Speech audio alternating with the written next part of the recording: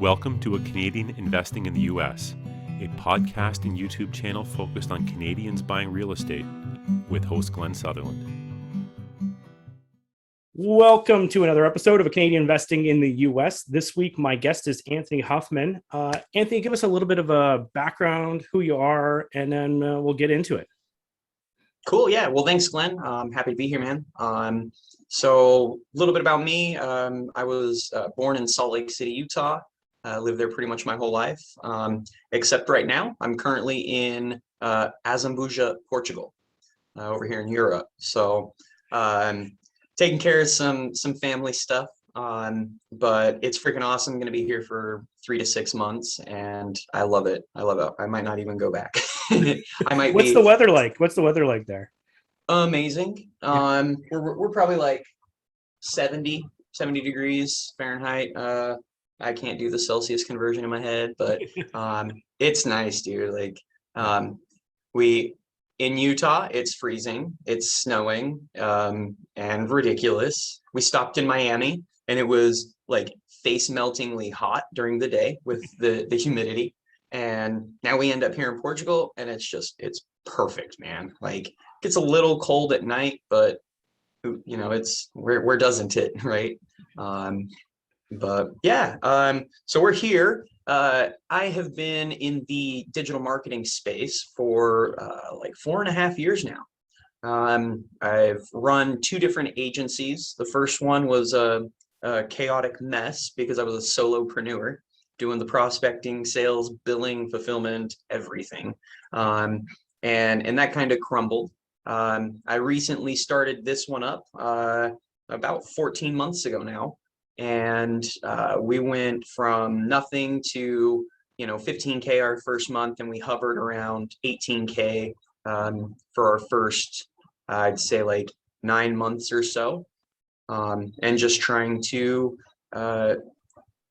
give freaking unstoppable offers and change this industry. So how do you do that? How do you go? What did you do to scale? What did you do to scale? Let's talk about the scaling and how the business, what you did to grow. Because that's yeah. People that listen to my show are like, Clint keeps talking about scaling and stuff. So top of mind. Yeah. Let's figure out how you do absolutely. this. Yeah, absolutely. So over the years, I had about 3 years of digital marketing experience and a network built up. So that's why one of the biggest reasons I was able to hit the ground running so hard was because I was a mason. I took a break in between the 2 agencies, and I was building brick and rock chimneys. Well, I foresaw the trip that I'm on right now coming up, and I was like, okay, it's time to go jump back into the marketing space. Like, it hurt, but I'm going to do it the right way this time. And the right way was with a team. And I realized that was my biggest mistake, was trying to do everything on my own. It just burnt me out.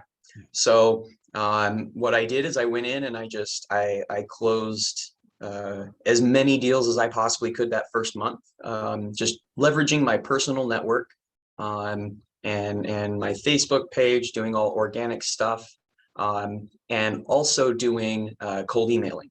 So I was personally sending 1,500 cold emails every single day. I had the process down to where it only took about an hour. But that's what really got my start. So I purchased sorry to cut you off, but like when you started, so you said you're using your like personal list, your personal contacts. So you're like friends and family. Yeah, it all depends. Like, I've done the whole MLM thing where, okay, pull out your phone and text everybody you know to sell them some knives or whatever. Yeah. And that never really worked out. It was just cheesy, but no, it worked great because I had a big network of business owners. I had been going to networking events. My first agency, that's how I built it, was local businesses doing networking events, just in-person stuff. I learned a lot of things from that. There's a lot of problems if you're going to try and build your business locally as like a remote digital marketing agency. You run into so many unqualified people. Right? Like, you get a guy who he jumps on your calendar for an hour, who he sells Tupperware and makes like $1,000 a month, like no budget, you know what I mean? So what I did was I qualified the people. I was very, very careful about who I spent my time with. first of all. Yeah. And I only reached out to the people that I knew were in a position to invest. And my first clients were literally in this second agency. My first client was my first client in my first agency, a chiropractor. And he's like, yeah, heck yeah, I'm ready to go. He's like, I missed you. Yeah, I was bringing him a bunch of leads and then I just stopped. So my dentist was my second. My wife's attorney was my third. And yeah, just a couple other past connections. So just friends that I've known forever in the space. How does this conversation go? I'm picturing you're like laying back at the dentist thing. You want some marketing? Like how does how does that? Yeah, that's what it was. No. So one of my biggest things was this business has to be totally remote. I'm not going to do any in-person stuff. So he was in my mouth and I was pitching him, my dentist. And at the end, when everything was done and I could actually talk, I was like, hey, can I book a call with you? He's like, yeah, do you just want to, come back into the office? And I was like, no, I would prefer to do it over Zoom, right? Because I knew I had to make it digital and I wanted to just I did everything in person the first time and it wasted too much time. 30 minutes driving there, an hour and a half meeting, 30 minutes back, wasting my day. So I was like, no. I got to do Zoom calls, 30, 45-minute Zoom calls. So that's what we did. I said, hey, cool. He's like, yeah, just book it on my calendar with the receptionist at the front. Yeah. So I did that. We jumped on a Zoom call and he said yes. So yeah, that's what I've done with everyone. It's always, well, I've actually migrated away from Zoom calls and I just do phone calls now. Yeah, it's to me, it's so much easier. And I'm a wanderer, right? I work best if I'm walking around. I don't know what it is, dude, but when I'm just sitting at my computer, I just I get lost. So I have to jump on my phone and I'll literally I'll walk halfway down the street and then back while I'm on a sales call. Just, I don't know. One thing that I've also learned is I don't judge myself anymore. I have all these weird nuances about how I act and how I need to progress through my life, do my things. And I don't judge myself anymore. I don't oh, this is stupid, Anthony, you should really be better at sitting in front of your computer. No, I've modified my business to, okay, I need to run it from my cell phone so that I can go wherever the heck I want and work. So it's kind of where we've gotten things to. Cool. So you have these conversations with your dentist per se, right? And then I'm guessing as you're going through the conversation, they have some sort of thing triggers or something to qualify the lead that you go with, and then you have some sort. Do you have a lead system, a follow-up system? How does the whole thing kind of flow? Yeah. So my experience really came in handy here. So I was able to see the biggest problem with Facebook marketing right now. I'm giving you the keys to the kingdom, dude, right here. The biggest problem in the Facebook digital marketing world right now is people are still just selling leads, right? They're like, hey, dentist, I'm going to send you 100 leads per month or 30 leads per month, or and they're starting to get smarter where they're like, I'm going to give you 30 booked appointments or whatever. Nobody's doing that yet. Booked appointments is different. They're going to say 30 qualified patient opportunities, right? And so I foresaw the biggest issue is when you take the leads from Facebook and give them directly to the practice. If you give a huge part of marketing is the follow-up, man, and doing it properly, right? There's golden rules, man, that 5-minute rule. If you're not getting to leads within the first 5 minutes, they fall off 60%. If you're not following up for a full 30 days, you're going to lose 30% of your potential conversions. If you're not getting to new responses, if somebody has ghosted you for 2 weeks and then they're like, oh, hey, can I still get this? And then you don't get back to them for 2 days, then they're gone again, right? So 5-minute new lead, 5-minute response times, 30-day follow-ups. We're actually implementing longer term 6-month follow-ups for all of our white label clients, because we're finding we're focusing mainly on the dental niche at this point because that's just where we kill it. And implants specifically, those are 20 to 50,000 US dollar patients, and so they do need a longer term follow up. And so we send those leads to the front desk, and they're like, "Oh yes, I followed up with them." And then you go back and you can check like call records, or you can do like literally like you can sneaky survey them basically, where you go in and you say, like you call all the leads. Hey, has this place reached out to you? Has this dental practice reached out to you? And they're like, no. And you're like, it's interesting. So, Mr. Dentist, guess what? Your front desk is actually only calling all of these numbers once. Half of them don't answer on the first call. They try one or two more times and it just doesn't work out. Like they're not following up enough. And then the front desk, they get really mad, they get angry, they start talking crap on your marketing program to the dentist, and you lose clients that way. So bottom line, the whole point of this is I took full control of the entire lead process. Because at the end of the day, the only thing that matters to the dentist is if there's a patient coming in the door. And so I was like, I can do all of this. So in my first 30 days, I reinvested everything I had back into hiring employees. And I didn't know how to hire or train or do any of that stuff. I didn't even have any SOPs. I was clueless. So what I did is I found a company that said, hey, you pay us $3,000. We will go find somebody, hire them, train them, and place them in your company with this list of skills. And they were an ISA, right? An inbound sales agent. Basically, that just means I reroute the leads from the Facebook. Instead of the practice, they go to my person. And my person, my ISA, gets on the phone as soon as that lead comes in and says, hey, I noticed you just submitted your info. Would you like to book this appointment, claim this offer, yada, yada, yada. And that changed the game. That increased our conversions. We had some clients when I first started, I didn't have the team, right? So I did have to sell leads, and it was an issue. Well, I switched the dentist over. We increased the conversions in that one practice by like 22%, literally like overnight, just simply by implementing the proper follow-up schedule, maintaining those golden rules. And so that's basically what we sell now. I have that conversation with dentists and say, hey, look, like your current marketing agency is charging you like what, $1,500? Okay. They're sending the leads to the front desk, right? Yeah. You're getting some patients, right? Yeah. Okay. Well, I'm looking at these numbers, and I guarantee there's going to be more in there that you guys aren't touching, because you have front desk staff who have 15 other daily responsibilities on their plate.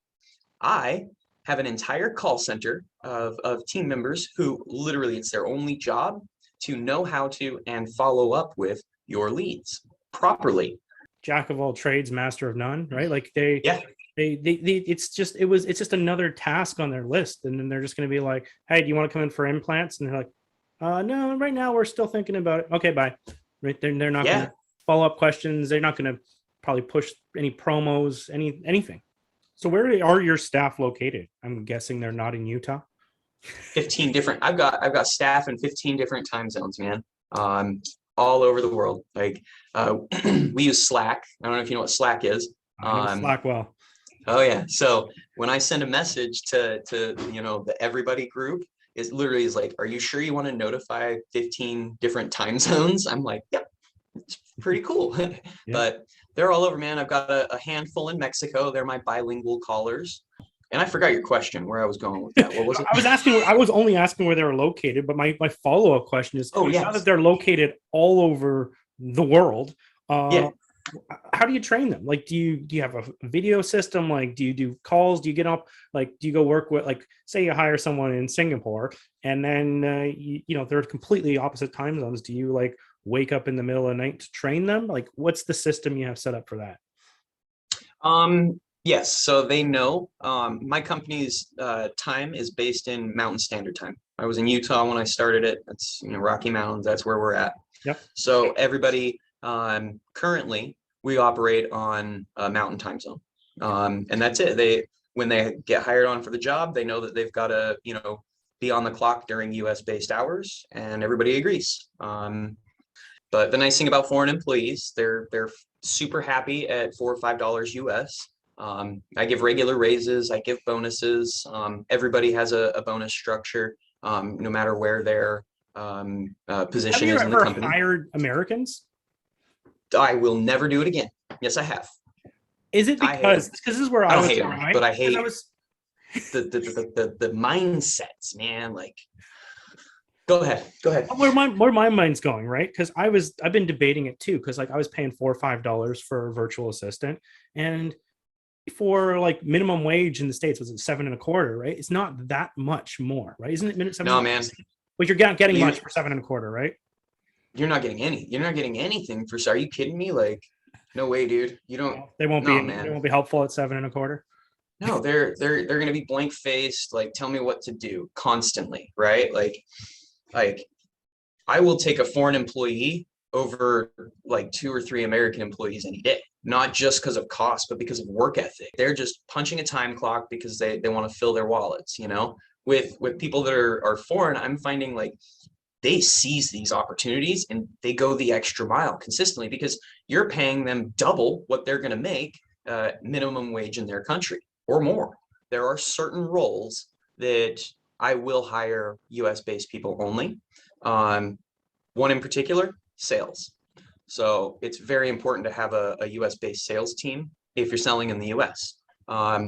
There's so many like intricacies to like culture and language and communication that you have to be a native born person in order to make that connection and be efficient, right? So trust. So when do you give them the keys to whatever you use for your back end or whatever, or is it limited?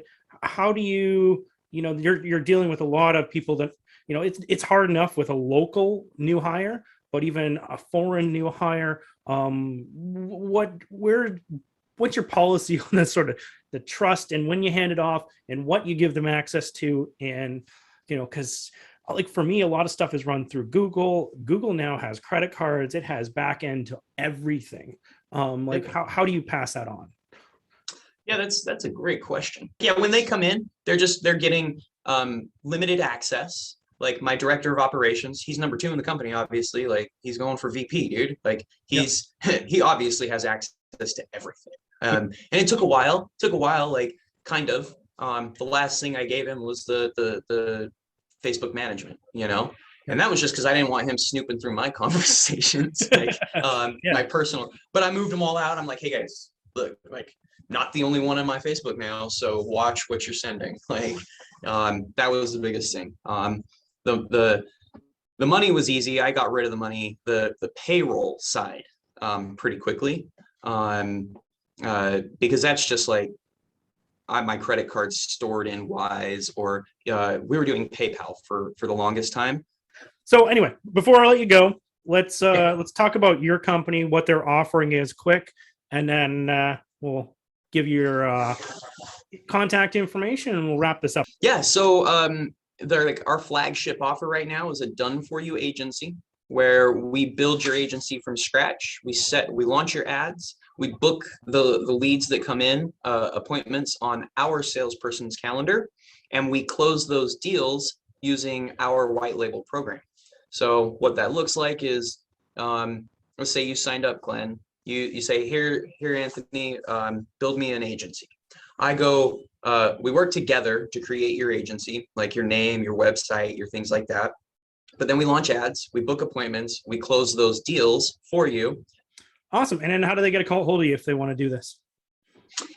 Oh, that's a good question. I'm on Facebook, / The Real Ninja H. So like The Real Ninja with an H at the end. Super simple. That's me, Anthony Huffman. I'm even willing to throw out my cell phone number. It's 801-866-6981. That's a US number, so +1. You can shoot me a text. You can Facebook Messenger me. That's my WhatsApp number. You can WhatsApp me. Anything you want. Awesome. Thanks for coming on the show, Anthony. I really appreciate it. Thanks for having me, Glenn. I really appreciate you.